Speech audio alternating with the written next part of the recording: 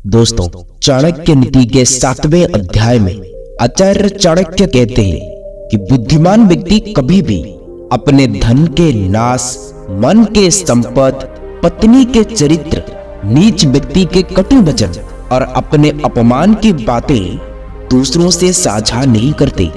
इसके अलावा व्यापार, विद्यार्जन, भोजन और अन्य कार्यों में जो व्यक्ति संकोच को त्याग देते हैं वही जीवन में सुखी रहते हैं।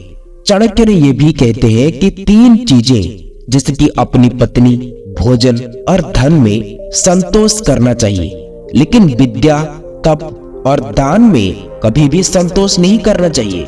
इसी तरह कुछ संबंधों में हस्तक्षेप करना नुकसानदायक भी होता है, जैसे 2 ब्राह्मणों के बीच, अग्नि और ब्राह्मणों के बीच, पति और पत्नी के बीच, स्वामी और सेवक के बीच।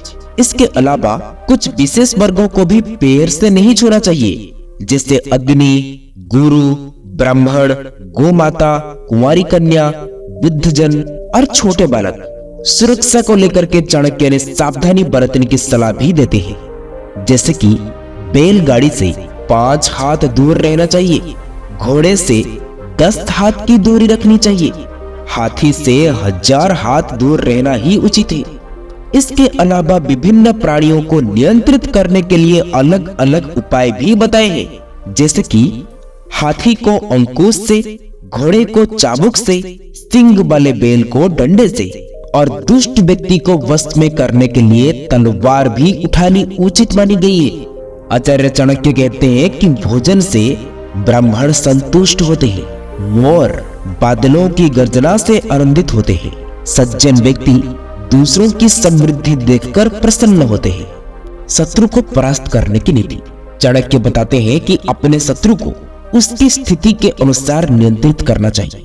यदि शत्रु अधिक शक्तिशाली हो तो उसके अनुसार चलकर खुद को सुरक्षित रखना चाहिए। यदि शत्रु कमजोर हो तो अपने प्रभाव से उसे वश में करना चाहिए, और यदि शत्रु समान बल का हो तो या तो अपने शक्ति से या फिर विनम्रता से उसे हराना चाहिए।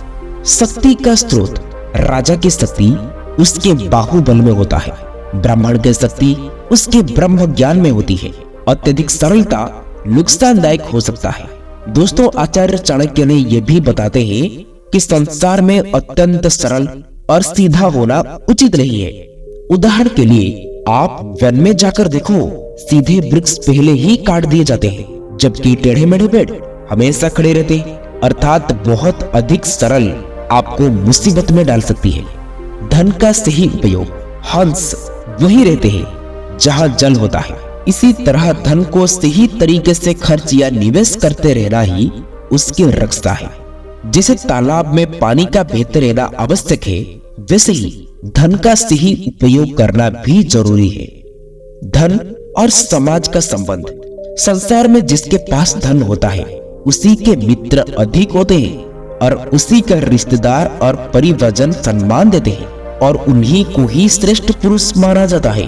उसी को समाज में प्रतिष्ठा भी प्राप्त होती है। स्वर्ग से इस लोक में आने पर दोस्तों, चाणक्य कहते हैं कि जब कोई व्यक्ति स्वर्ग से इस धरती पर आता है तो उसमें 4 विशेष लक्षण प्रकट होते हैं। आचार्य चाणक्य कहते हैं कि जो व्यक्ति दान देने की प्रवृत्ति रखते हैं, मधुर वाणी बोलते हैं, देवताओं की पूजा करते हैं और ब्राह्मणों को भोजन कराकर संतुष्ट करते हैं, वे स्वर्ग से आए हुए पुण्यात्मा होते हैं। नरक से आए लोगों के लक्षण इसके विपरीत होता है।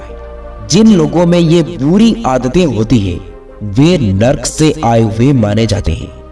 अत्यधिक क्रोध करना, कटु वचन बोलना, दारिद्रता में जीवन बिताना, अपने ही लोगों से शत्रुता रखना, नीच लोगों की संगति करना, कुलहीन व्यक्ति की सेवा करना, विद्याहीन मनुष्य का जीवन। चाणक्य कहते हैं कि विद्या के बिना जीवन व्यर्थ है।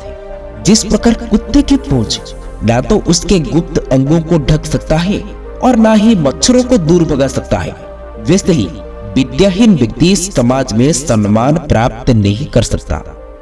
पवित्रता और आत्मा का अस्तित्व। मनुष्य की पवित्रता 3 बातों पर निर्भर करता है। वाणी की पवित्रता यानी कि मधुर और सत्य बोलना, मन की स्वच्छता यानी कि अच्छे विचार रखना, इंद्रियों पर संयम यानी कि इच्छाओं को नियंत्रित करना।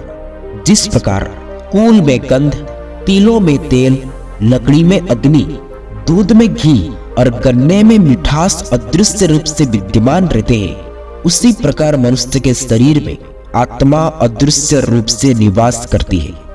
तो दोस्तों, आशा करता हूं ये संपूर्ण चाणक्य नीति के ज्ञान भरी वीडियो आपको पसंद आई होगी। आप अपना कीमती समय देने के लिए आप सबको बहुत बहुत धन्यवाद। ये वीडियो आप लोगों को अच्छी लगी हो तो वीडियो को शेयर, सब्सक्राइब, लाइक जरूर करें। फिर मिलेंगे कुछ नई सीख के साथ और एक नई वीडियो में। तब तक के लिए आप अपना ख्याल रखें। ओम नारायणाय नमः।